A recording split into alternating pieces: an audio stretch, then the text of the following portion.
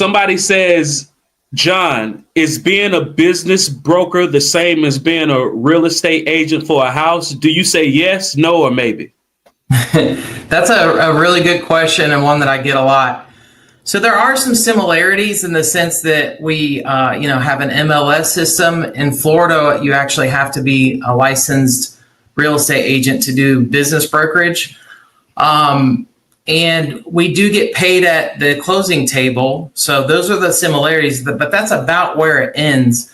Business brokerage is different in the sense that everything that we do is confidential. So unlike real estate where you're marketing, homes that, people can go do drive-bys and see things, in business brokerage, everything is confidential and businesses are completely different. Another thing is the valuation on businesses. When you're looking at a company, for example, that maybe only has $200,000 or $300,000 worth of hard assets, but it's worth several $1 million, how do you reconcile the difference and justify that value? So there's a lot of differences as far as when it comes to marketing the business, determining the value, and then the problems that you have to overcome to help somebody have a successful transaction. But there are some similarities, but mostly just in the way that it's structured, not in the actual practice. Because, just like you just said, hard assets of 300,000, but then you potentially have a business valuation of $7+ million. Is that term, is that considered the goodwill of the company, or is it something else?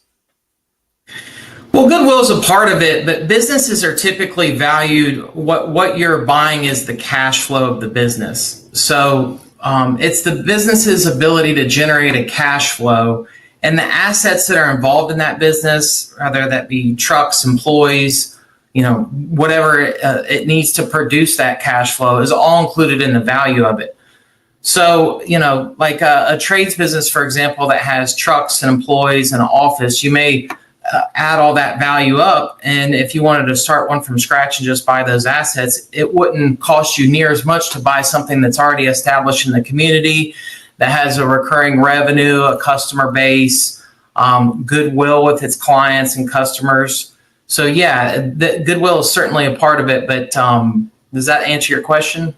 Oh, yeah, absolutely. What you're saying is goodwill is a factor, but it's not always the hard assets. And it sounds like if somebody was trying to sell their business on their own, they might, either unknowingly or be mistakenly led to only valuing their business at the hard assets. But it sounds like if they were to speak to somebody like you, there are other sources that can be valued, including cash flow, that can increase that valuation.